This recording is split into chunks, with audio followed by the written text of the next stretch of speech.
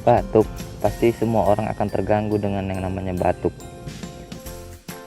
Kita akan cari tahu beberapa ini adalah minuman pereda batuk. Ini dia beberapa ramuan minuman untuk pereda batuk.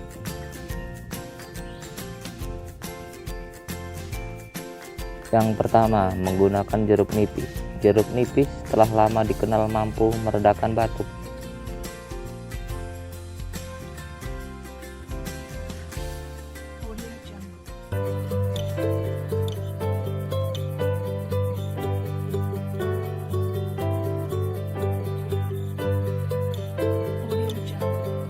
Yang kedua, madu. Madu sudah lama dikenal sebagai obat pereda batuk.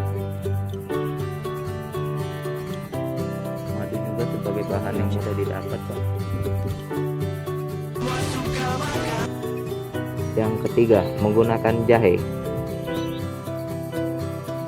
Tanaman yang satu ini sudah tidak asing lagi. Jahe sudah lama dikenal sebagai obat pereda batuk. Jahe juga mudah didapat. Jadi kalian tidak akan kesulitan untuk mencari bahan yang satu ini. Kalau nggak di pasar ya di kebun, pasti banyak kok jahe. Oke, beres. Yang keempat, yogurt.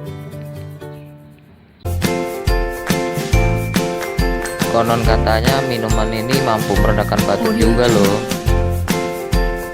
Orang Swiss bilang, Itulah tadi beberapa minuman yang mampu meredakan batuk.